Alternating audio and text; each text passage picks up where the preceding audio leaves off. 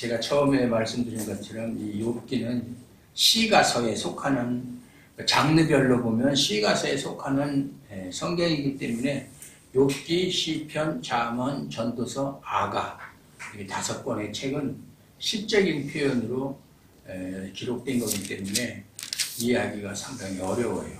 비유도 많이 나오고 한두 번 읽어가지고서는 그 뜻을 알 수가 없다. 그리고 그 욥기에 대한 설교를 다른 목사님들도 물론 많이 하셨죠. 조금 전에도 말씀했지만 박영선 목사님도 옛날에 했고 또 다른 뭐 큰교회 목사님들도 뭐 다 교단을 떠나서 뭐 장로교 목사든 감리교 목사든 뭐 순복음교회 목사든 많이 했어요. 그런데 제가 이제 오늘 10장 10절부터 17절까지로 이제 모든 설교를 마치게 되는데 한번 제가 한 설교와 다른 목사님이 한 설교를 한번 비교를 해보세요. 상당히 그 지향점이 많이 차이가 있을 거예요. 이 설교라는 것이 그냥 단순하게 하나님 말씀을 전하는 것이다. 이렇게 쉽게 생각할 것이 아니라 설교에도 종류가 있어요. 흔히 목사님들이 하는 그 분류의 분류법을 보면 죽과 같은 설교, 그냥 후루룩 마시면 되는, 씹을 필요도 없는, 그냥 들으면 직설적으로 해석이 가능한, 이해가 가능한 그런 설교, 아니면 밥과 같은 설교. 밥은 좀 씹어야 되거든요. 그냥 꿀떡 삼킬 수는 없잖아요. 좀 씹고 오래 씹을수록 또 맛이 있고. 그 다음에 이제 고기와 같은 설교. 고기는 그냥 통째로 삼킬 수가 없잖아요. 오래 씹을수록 구수한 맛, 고소한 맛이 나는 거거든요. 설교를 듣고 어떤 설교든지 여러분이 어느 목사님의 설교를 듣든지 이제 앞으로 여러분들은 이제 어떤 교회를 선택해서 다니실 건데 설교를 듣고 금방 이해가 되면 그 설교는 죽과 같은 설교예요.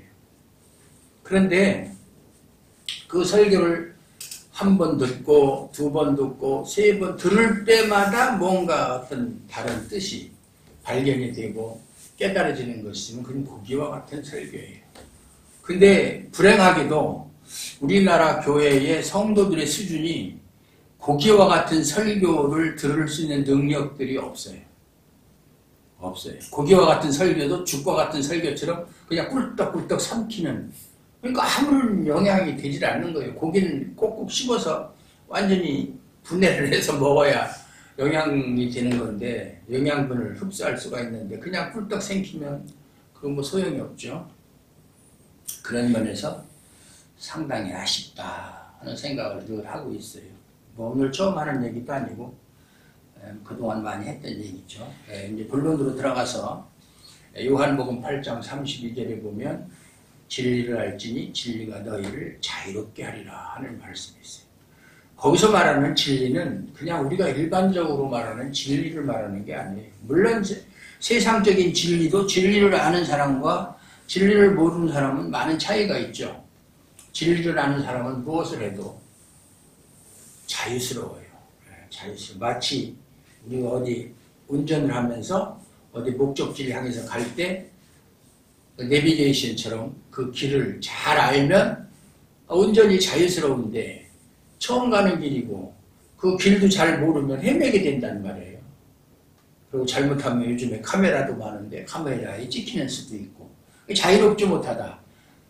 그런데 성경 요한복음 8장 32절에서 말하는 진리는 예수님을 가리키는 말이에요. 그냥 일반적인 진리. 왜냐하면 그 밑에 조금 내려가 보면 아들이 너희를 자유케 하면 너희가 자유하리라. 아들이 누구예요? 예수님이잖아요. 그것이, 그리고 예수님도 뭐라고, 내가 곧 길이요 진리요 생명이니 나로 말미암지 않고서는 아버지께로 갈 자가 없다. 아버지께로 올 자가 없다. 진리, 예수를 통하지 않고는 사도행전 4장 12절에서도 천하인간의 구원을 얻을 만한 다른 이름을 주신 일이 없다. 예수님을 통하지 않고는 하나님께 가는 길이 없다. 천국에 가는 길은 전혀 없다. 요즘에는 이제 다원주의 시대이기 때문에 뭐 예수를 믿던 뭐 부처를 믿던 어떤 종교를 믿던 천국 가는 방법이 좀 다를 뿐이지 결국 목적지는 천국이다. 이렇게 말하는 것은 아주 잘못된 이단들이 하는 사상이에요. 그런데 그럼에도 불구하고 우리 신자들이 진리로 자유롭지 못하는 이유 중에 하나가 뭐냐? 그것은 자기 행동에 자신이 책임을 져야 한다는 그런 생각. 내 신앙생활을 내가 책임져야 된다. 내가 하는 신앙생활은 내가 하는 것이다 라는 생각. 근데 사람의 행동이 완벽할 수가 없잖아요. 그러니까 항상 자기 행동에 대해서 자기가 판단을 하고 또 잘못된 것이 있나 없나 그걸 판단하게 되고 추궁하고 잘못한 것이 있으면 또 실수한 것이 있으면 그렇게 해서는 안 되는 건데 하면서 자책하면서 부족한 것이 있으면 내가 좀 더 열심히 노력을 해서 그 부족한 것을 채우고 그래서 더 지금보다는 더 나은 신앙생활 남이 볼 때도 정말 신자답게 살아야 한다는 그런 강박관념 거기에 붙들리기 때문에 예수를 믿는다고 하면서도 자유롭지 못한 거예요. 진리를 안다고 하면서도 자유롭지 못한 것이다. 그래서 나는 그래도 교회 다니는 사람이고 또는 나는 집사고 나는 권사고 나는 장로고 그러면서 목사는 성경을 안 볼 수가 없어요. 왜냐하면 설교 준비를 해야 되기 때문에 평소에는 성경을 안 보더라도 성경을 안 보는 목사는 없어요. 얼마를 많이 보느냐 적게 보느냐 차이는 있을지라도 성경 안 보고 설교 준비할 수 있나요? 그런데 일반 성도들은 어떻게 몸이 피곤하다든가 아니면 무슨 일이 있어서 기도도 못하고 또 성경을 보지 못하면 내가 신자가 그러니까 참 신자가 아닌가 하는 그런 조바심을 갖게 되고 또 신자로 산다는 안위를 얻기 위해서 이래서는 안 되지. 내가 그래도 명색이 집사인데 명색이 예수 믿는 사람인데 명색이 장로인데 그러니까 기도하고 성경을 봐야 되지 않겠느냐. 그런 생각을 하는 사람들이 상당히 많다. 이런 것은 왜 이런 생각을 하느냐면 자유롭지 못한 전형적인 종교인의 모습이기 때문에 그래요. 내가 성경 보지 않고 기도하지 않으면 뭔가 불안해. 그것은 뭐냐면 자유롭지 못한 신앙생활을 하기 때문에 자기 행동에 대해서 자기가 책임을 지려고 하는 강박관념 때문에 그런 생각을 하게 된다. 그 말이에요. 그러면 반대로 어떤 사람이 자기 행동에 전혀 문제가 없어요. 나 정도 신앙생활이면 나는 100점짜리다. 100점은 못 돼도 그래도 다른 사람과 비교했을 때 훨씬 뛰어나다. 그런 사람이라면 그런 강박관념이 없을까? 현재 내 신앙 상태를 보면 그래도 거의 100%는 아니라도 완벽하니까 지금보다 더 잘하려고 하는 그런 강박관념에 붙들리지 않아도 될까? 그리고 그런 사람은 자기가 자유롭다고 할 수 있을까? 할 수 있을 것 같아요. 우리는 이것을 욥기를 통해서 우리가 알 수 있어요. 욥기를 통해서. 결론적으로 말하면 욥이 처음에 뭐라고 얘기합니까? 욥은 정직하고 악에서 떠난 자고 하나님을 경외하는 자라고 그렇게 시작을 하잖아요. 그러한 욥도 사실은 자유가 없었던 사람이에요. 우리는 그걸 모르거든요. 욥에 대한 설교를 아마 다른 목사님들 설교하는 거 보면 욥에 대해서 이렇게 얘기하는 사람 거의 없어요. 욥은 마치 동방의 의인이고 악에서 떠난 사람이고 죄하고는 전혀 상관이 없는 사람처럼 이야기를 해요. 마치 신앙의 모델처럼. 그건 욥을 잘 몰라서 그러는 거예요. 물론 욥이 자기의 어떤 행위의 부족함을 채우기 위해서 힘썼다는 것이 아니라 자기가 하는 행위, 신앙 행위 얼마나 완벽했습니까? 우리 욥기서 1장을 읽어보면. 근데 그것을 자기 의지로 자기 것이라고 생각한 것이 잘못이었었다. 그 말이에요. 그런데 욥에게 재앙이 닥칩니다. 이게 뭐야? 내가 왜 재앙을 당해야 되지? 재앙을 당할 일을 하질 않았는데 내가 하나님 앞에서는 그래도 완벽하게 신앙생활을 했는데 왜 이런 재앙이 나한테 닥치는 거야? 심지어는 하나님이 자신이 그렇게 열심히 신앙생활 했던 것을 아무 가치가 없는 것으로 취급하는 것처럼 느껴지고 그것 때문에 혼란스러워하는 그런 모습들을 우리가 욥기를 통해서 볼 수 있잖아요. 그런 것들이 왜 나타나느냐 하면 그런 것들 하나하나가 자기에게서 벗어나지 못하는 모습을 보여주기 때문이다. 내가 하나님 앞에서 이렇게 완벽하게 신앙생활하고 정말 요즘 사람들이 욥기서를 읽을 때 누구라도 나는 욥처럼 신앙생활을 한다라고 할 수 있는 사람이 없어요. 목사 아니라 목사 할아버지라도. 그렇게 철저하게 신앙생활을 했던 사람이 감당할 수 없는 그러한 재앙을 만났을 때 너무나 혼란스러웠다. 그건 뭐냐면은 자기 신앙 행위를 자기가 책임지려고 하는 그런 모습 때문에 그렇게 혼란스러워하는 거예요. 그러니까 신앙생활을 자기가 하는 거예요. 자기가. 자기 의지로. 그러므로 사람이 하나님을 믿을 때 하나님 앞에 나왔을 때 제일 먼저 생각해야 되는 것이 나는 영원히 죽어야 될 존재다. 영원히 망해야 될 존재다. 세례 요한이 뭐라고 얘기했습니까? 당신이 그리스도입니까? 아니다. 나는 그리스도의 신발끈을 풀기도 감당치 못할 사람이다. 그러면서 요한복음 3장 30절에 그는 흥하여야 하겠고 나는 망하여야 하리라. 사람이 자기의 정체성을 알게 되면 자기는 죽어야 마땅한 존재라는 걸 알게 되는 거예요. 그걸 모르고는 신앙이 출발이 안 되는 거예요. 근데 그렇게 얘기합니까? 당신은 하나님이 사랑하는 사람입니다. 하나님이 당신들을 얼마나 사랑하는지 모릅니다. 뭐 그런 식으로.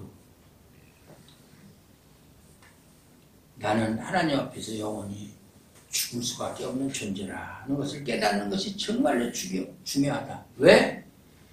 사람이 죽게 되면 죽음으로부터 나올 수 있는 것은 아무것도 없어요. 죽은 사람이 뭘 합니까?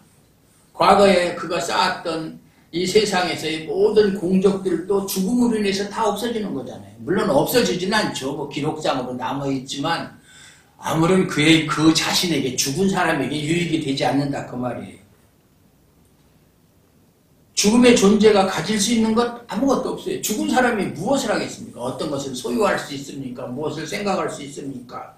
뭐 자기에게 욕하는 사람에게 그걸 변명할 수 있습니까? 아무것도 할 수 없어요. 그런 것을 우리가 알아야 된다. 알아야 된다. 네. 따라서 진리가 자유롭게 한다는 것은 진리 안에서 자유로워지려면 진리가 우리에게 뭘 보게 하느냐? 죽음을 보게 하는 것이다. 죽음. 죽음을 보게 하고 그 죽음을 봄으로써 가장 크고 가치 있는 것이 무엇이냐? 죽어야 할 존재, 영원히 망해야 될 존재에게 가장 크고 가치 있는 것이 뭐냐? 그것이 바로 그리스도밖에 없다. 그걸 알아야 되는 거예요. 그걸 모르고 100년, 1000년 교회 다녀봤자 아무 소용이 없어요. 구원도 없어요. 그냥 교회만 나와서 교회 교인 명부에다 이름 올리고 또 신앙생활 조금 하면 세례받고 또 뭐 집사 직분 받고 그거하고 구원하고 전혀 상관없는 거예요. 목사도 마찬가지고요. 목사 됐다고 구원 받습니까? 구원이 보장됩니까? 아니, 제가 항상 말하죠. 목사들이 지옥에 제일 많이 갈 거예요. 거짓말 많이 하니까. 네? 그리스도라는 사실, 나는 영원히 죽어야 될 존재인데 그러한 나에게 가장 크고 가치 있는 것은 바로 예수님을 바로 아는 것이다. 그런 사람은 자신의 모든 것을 비우게 되는 거예요. 제가 제 이메일 아이디가 무소유라고 그랬잖아요. 무소유. 무소유라는 말이 아무것도 소유하지 않는다는 뜻이 아니라 생존에 필요한 최소한의 것만 있으면 된다라고 생각합니다. 욕심을 갖지 않는다 그런 뜻이에요. 옛날에 그 얘기 됐죠? 법정 스님이 무소유라는 책을 내가 법정 스님하고 친하거든요. 여러 번 가서 나는 목사고 나는 목사 되기 전에 그분은 이제 스님이 이제 가서 며칠씩 같이 잠도 자고 오고 얘기도 듣고. 그분이 그러더라고요. 무소유라는 것은 내가 무소유니까 아무것도 소유하지 않는 것으로 알고 있는데 그게 아니다. 나도 먹어야 되고 입어야 되지 않느냐. 어디 가려면 차 타야 되면 돈이 있어야 되고 생활에 최소한 것만 가지는 것을 말하는 것이다. 또 성경적인 무소유도 마찬가지예요. 성경적인 무소유. 아무것도 뭐 예수 믿는 사람은 뭐 돈도 필요 없고 직업도 필요 없고 그건 잘못된 거죠. 이단적인 사상이에요. 직업도 있어야 되고 공부도 해야 되고 일도 해야 되고 다 해야 돼요. 열심히 노력해서 또 자기가 목표를 세운 것을 달성하기 위해서 열심히 노력해야 되고 하나님이 원하시는 거예요. 그냥 알아서 하나님이 다 해주시겠지. 나는 아무것도 안 해도 손 하나 까딱 안 해도 하나님이 다. 그건 이단적인 사상이에요. 그거는 무속신앙이지 그건 기독교가 아니에요. 그런 것인데 자기를 비우는 상태. 군더더기를 다 제해버리고 아주 홀가분한 상태. 그것이 그리스도를 가장 가치 있는 존재로 여기면 그렇게 되는 거예요. 예수를 믿는다고 하면서 욕심이란 욕심은 다 부리고 그러면 그건 예수 믿는 사람 아니에요. 목사들도 어떻게 하면 남보다 더 사람들을 끌어모아가지고 큰 교회로 만들고 큰 교회당 짓고 자기 이름 그게 욕심이에요. 그게 탐욕이에요. 그게 우상숭배인 거예요. 그런데 욥은 자기 행위를 포기하잖아요. 내가 얼마나 신앙생활 철저하게 했는데 그런데 나에게 재앙이 닥쳤다? 이건 있을 수 없는 일이다. 그러니까 하나님에 대해서 어떻게 합니까? 불평하고 원망하잖아요. 그런데 욥의 친구들이 찾아와서 욥을 설득합니다. 그들의 논리가 뭐예요? 네가 이런 재앙을 당하는 것은 죄를 졌기 때문에 재앙을 당한다는 거잖아요. 무슨 죄인지 구체적으로는 모르지만 어쨌든 죄를 범했기에 그거에 대한 결과로 재앙이 왔다는 것. 그래서 회개하면 하나님이 다 용서해 주실 것이다. 회복시켜 주실 그것이 욥의 친구들이 욥에게 하는 얘기잖아요. 그런데 욥의 친구들이 무언가를 착각했느냐면 우리는 생각할 때 하나님이 우리에게 원하시는 것은 죄도 안 짓고 그저 완벽한 생활을 할 것을 원하시는 것처럼 알고 있지만 아니에요. 그렇게 살 수도 없고 하나님은 그런 사람 원하지도 않아요. 예수님이 이 땅에 오셨을 때 뭐라고 했습니까? 내가 의인을 부르러 온 것이 아니라 죄인을 부르러 왔다. 병든 자에게야 의원이 필요하지 건강한 사람한테는 의원이 필요 없다. 건강한 사람이 병원에 가는 길이 있어요. 요즘에야 물론 건강한 사람도 1년에 한 번씩 종합진단을 받기 위해서 가는 경우는 있지만 그거는 뭐 요즘 얘기고 병 걸리지 않은 사람이 약국을 가거나 병원을 갈 일이 없잖아요. 하나님은 죄인을 사랑하셔서 그 죄인을 구원하시기 위해서 예수님을 보내신 것이지 아주 죄도 안 짓고 완벽하게 사는 사람 뭐 그런 사람이 없지만 그런 사람을 찾아서 뭐예요? 그런 사람이 당연히 자기 힘으로도 구원받을 수 있는데 근데 성경은 뭐라고 말합니까? 의인은 없나니 하나도 없다고 그러잖아요. 죄 안 짓고 사는 사람이 있어요? 없어요. 그러니까 내가 하나님을 믿으니까 죄 짓지 말아야 돼. 하나님은 죄 짓지 않는 사람을 사랑해요. 이거는 말도 안 되는 소리예요. 이건 성경을 몰라도 너무 모르고 하나님을 몰라도 너무 모르고 예수님에 대해서 몰라도 너무 모르는 사람들이 그런 소리 하는 거예요.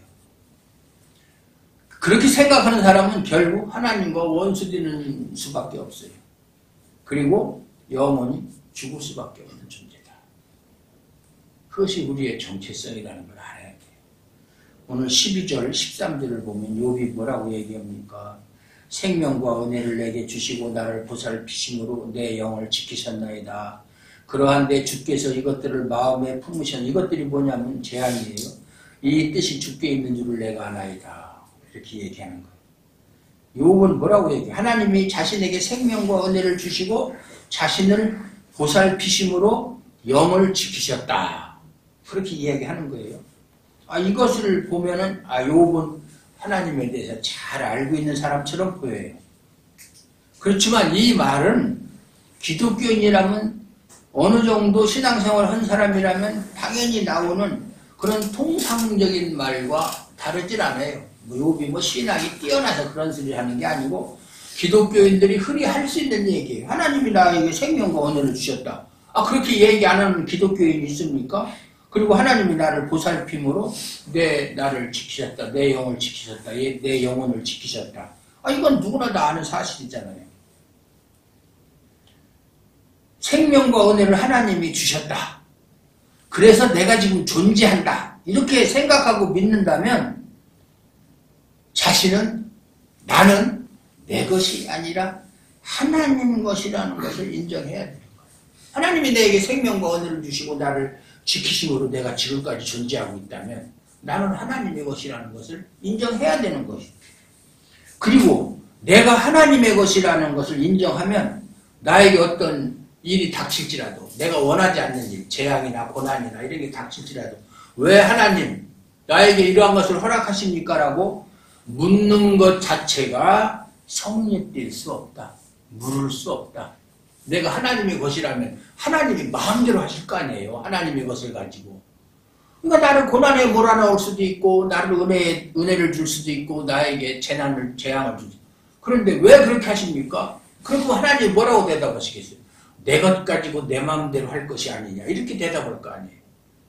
그런데 하나님께 불평하거나 원망한다는 말 자체가 내가 하나님의 것이라는 것을 인정하지 않는다는 얘기예요. 그게 잘못된 거야. 그런데 지금 욥은 하나님이 자기에게 생명과 은혜를 주시고 보살피시고 지켜주셨으면서 왜 또 나에게 재앙을 주실 것을 마음에 품으셨다는 것을 생각하시고 자신에게 그렇게 행하시는가를 묻고 있잖아요. 이것을 보면 욥은 생명과 은혜를 주시고 보살피시는 이유가 지금까지 잘 자기를 보살피고 은혜를 주신 이유가 자신이 신앙생활을 잘 했기 때문에 그렇게 주셨다라고 생각하는 거예요. 그러니까 아까도 얘기했지만 자기 자신을 자기가 책임지려고 하는 마음. 이것이 뭐가 하나님이 은혜를 주시고 내가 하는 일이 잘 되고 그러면 하나님이 나에게 복을 주셨다.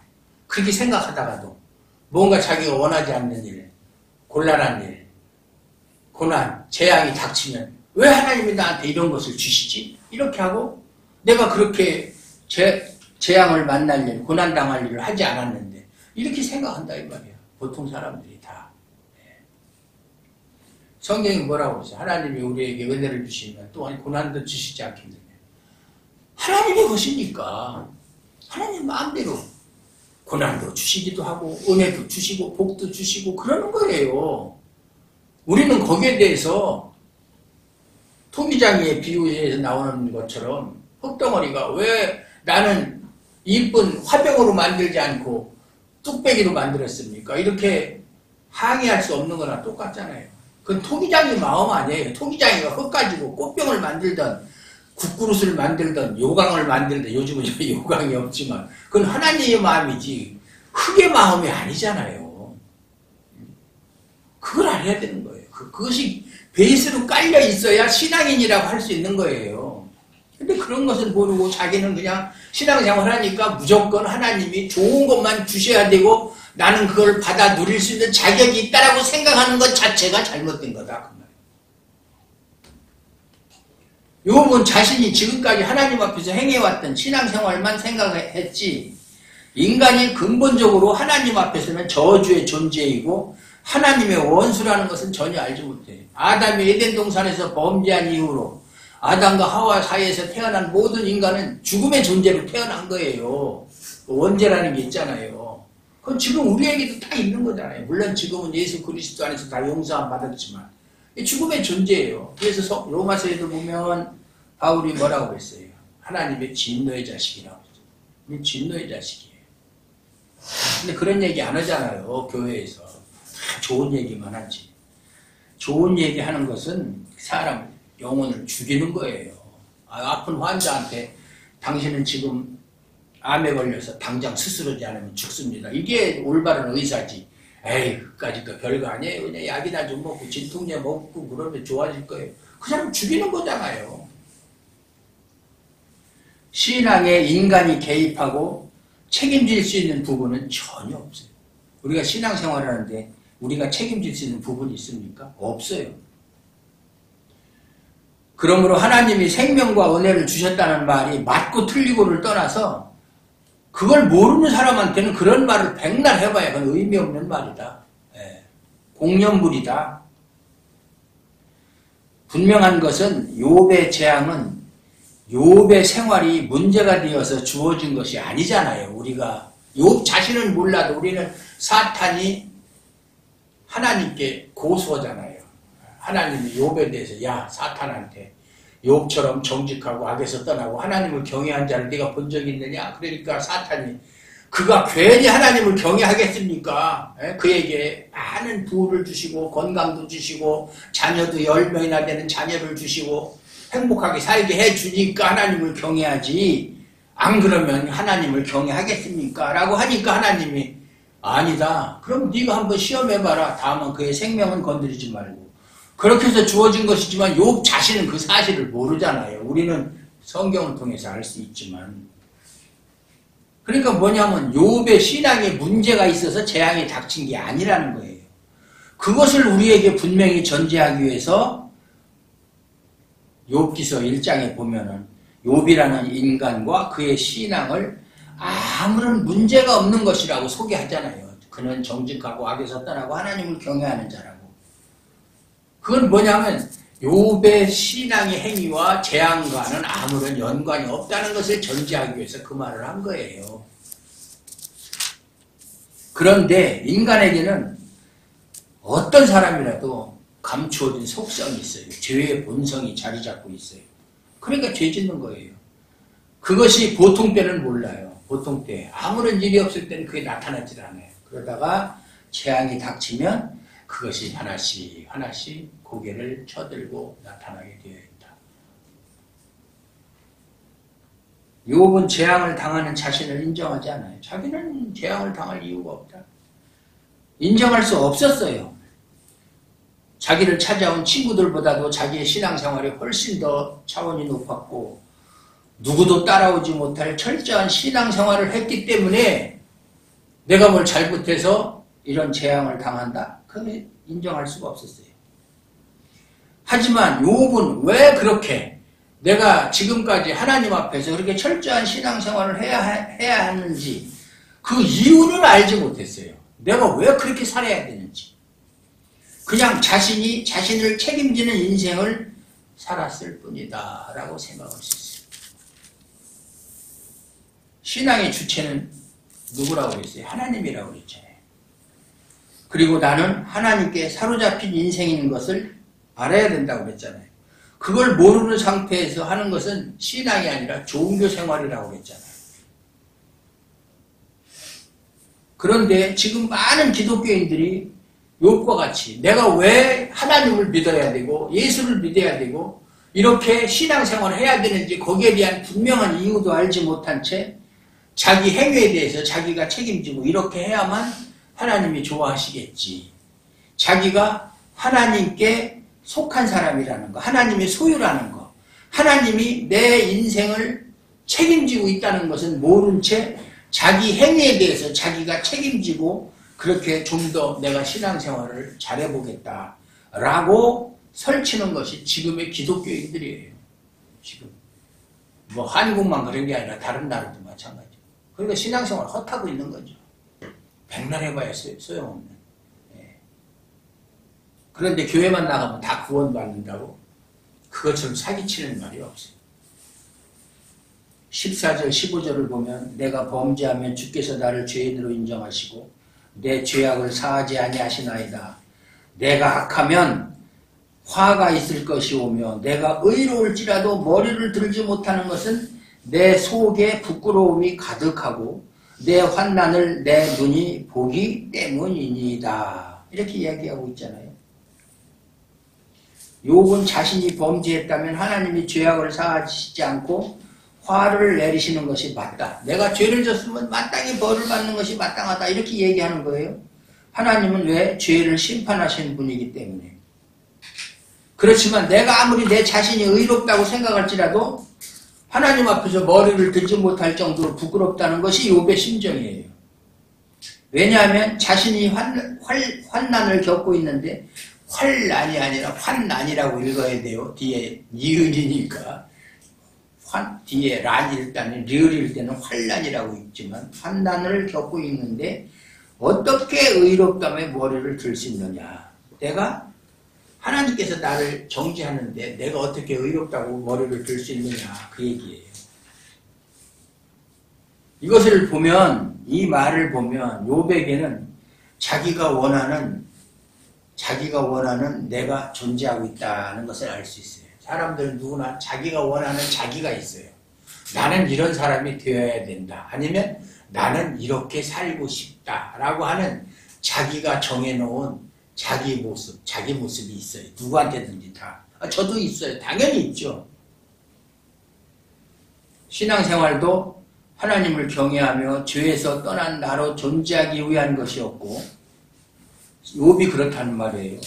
사람들 앞에서 부끄러움이 없는 나로 존재하고자 함이었다. 욥은 그렇게 살아왔다.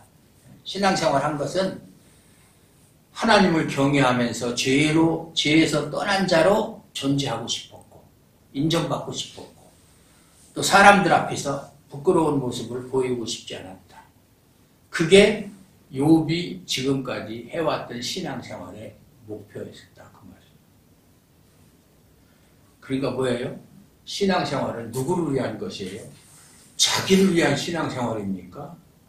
여러분은 왜 하나님을 믿습니까? 누구를 위해서? 그럼 사람들은 나는 예수를 믿는 것은 구원을 받기 위해서 믿는다. 아니에요. 예수님을 위해서 예수 믿는 것이고 하나님을 위해서 하나님을 믿는 거예요. 나를 위해서 믿는 건 신앙생활이 아니에요. 사람들은 거꾸로 생각하잖아요. 구원받기 위해서, 복받기 위해서. 그러려면 다른 종교도 다 그렇게 가르쳐요. 그러니까 욥의 신앙은 한마디로 말해서 하나님을 위한 신앙생활이 아니라 자기 자신을 위한 신앙생활, 자신이 생각하는 원하는 자기의 존재를 위한 신앙생활. 말이 어렵습니까? 예? 갈라디아서 2장 20절에 보면 바울이 뭐라고 얘기합니까? 내가 그리스도와 함께 십자가에 못 박혔나니 그런즉 이제는 내가 사는 것이 아니 오직 내 안에 그리스도께서 사시는 것이라. 이제 내가 육체 가운데 사는 것은 육체 가운데 산다. 내가 살아있는 것은 나를 사랑하사 나를 위하여 자기 자신을 버리신 하나님의 아들을 믿는 믿음 안에서 사는 것이다.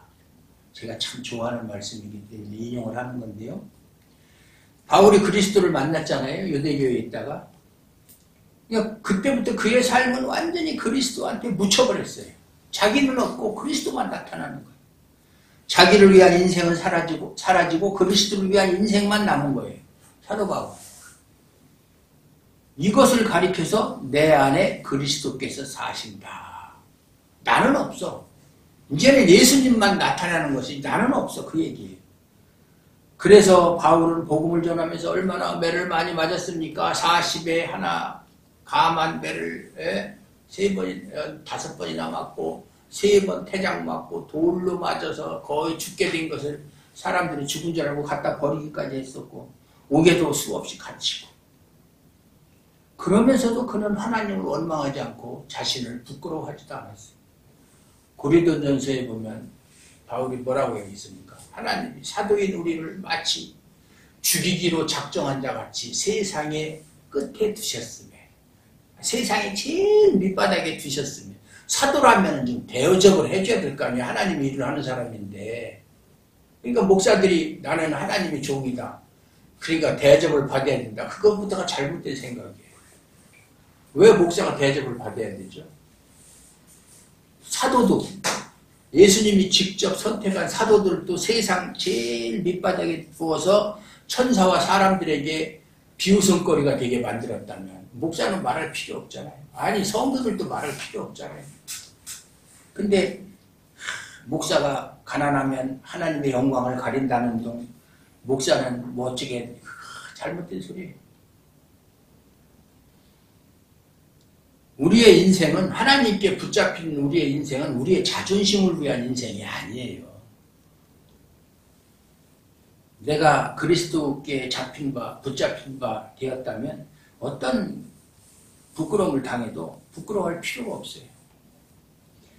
이런 점에서 보면 욥이 비록 하나님을 경외하며 악에서 떠난 삶을 살았다고 해도 내가 하나님께 사로잡혀 산다는 하나님과의 관계에 있어서는 알지 못했다.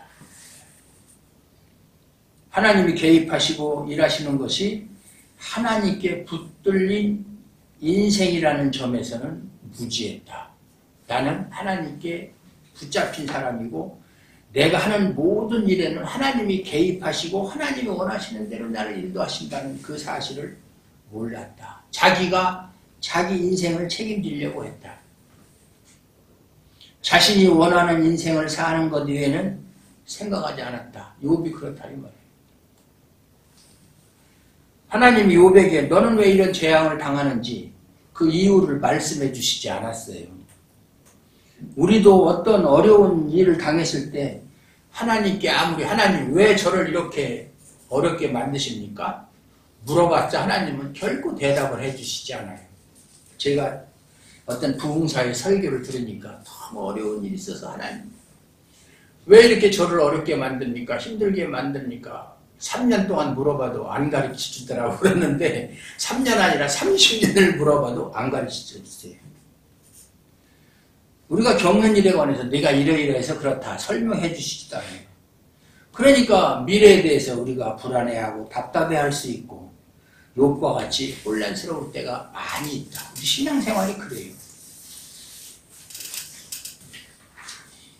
다만 우리가 분명한 것은 하나님이 내가 당하는 고난에 대한 이유를 설명해 주시지 않더라도 한 가지 분명한 것은 꼭 알아야 될 것은 나는 하나님께 붙들려 있는 사람이다. 내가 하나님을 붙잡고 있는 게 아니라 하나님께 붙들려 있다. 하나님이 나를 붙잡고 있다. 내가 하나님을 붙잡고 있으면 믿음이 흔들릴 때 그 손을 놓칠 수도 있어요. 그런데 하나님이 나를 붙잡고 있는 손은 놓치지 않는 손이야. 그걸 알아야 돼요. 그리고 하나님이 책임지는 인생이다. 하나님이 책임지는 인생이다. 그래서 우리의 인생은 하나님이 우리에게 주고자 하시고 남기고자 하시는 것으로 채워질 것이다. 이것이 우리가 붙들어야 될 희망이에요. 하나님이 나를 책임지고 계시다. 내 인생은 내 것이 아니라 하나님이 책임져 주시고 하나님 인도하시는 인생이다. 그러니까 여러분이 원하는 것에 희망을 두지 마시고 하나님의 일하심에 희망을 두시라는 얘기예요. 이것이 하나님께 사로잡혀 살아가는 신자예요.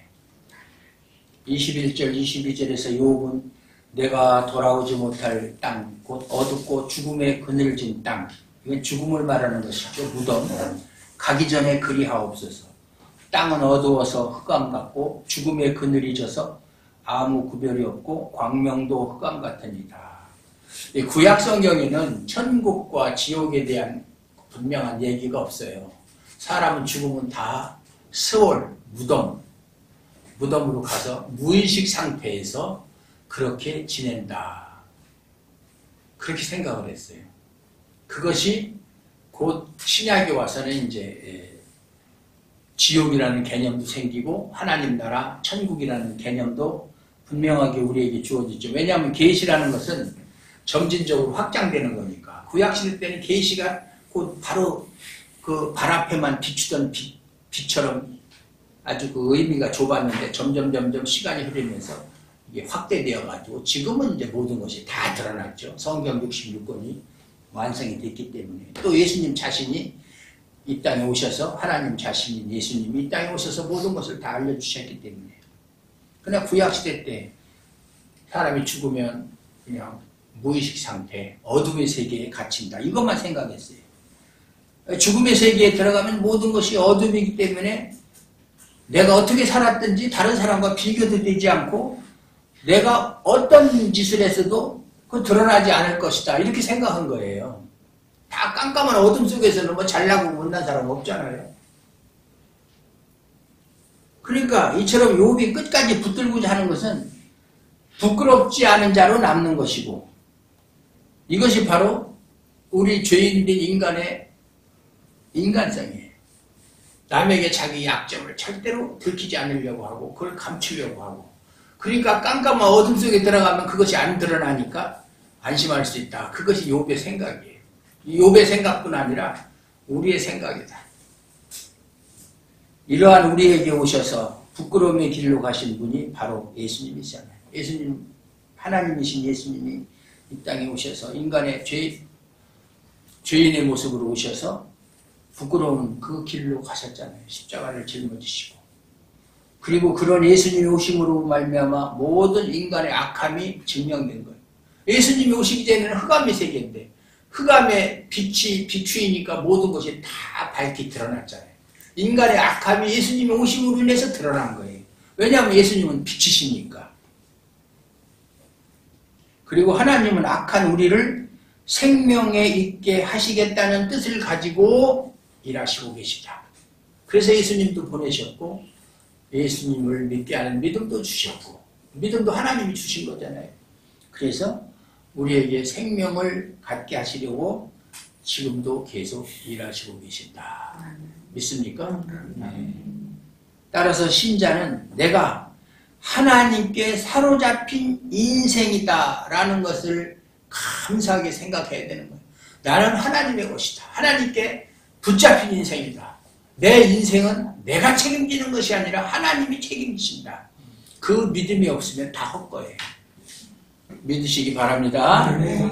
하나님 아버지 감사합니다. 오늘도 하나님이 귀한 말씀을 통해서 우리가 어떤 존재이며 우리가 하나님 앞에서 어떤 모습으로 살아가야 하는지를 말씀을 통해서 다시 한번 깨달았습니다. 우리의 인생은 우리가 아니고 하나님이 우리의 소유주가 되시고 우리의 구세주가 되시고 우리의 주가 되심을 다시 한번 깨달았습니다. 우리의 인생은 하나님이 책임지시니까 걱정할 필요도 설령 우리 마음이 원하지 않는 일을 당할지라도 원망할 필요도 불평할 필요도 없음을 알게 해주셔서 감사합니다. 우리 주아람교회 성도들이 이 말씀 붙잡고 끝까지 승리하는 우리 성도님들 되게 하여 주시옵소서. 예수 그리스도의 이름으로 감사드리옵고 기도하옵나이다. 아멘.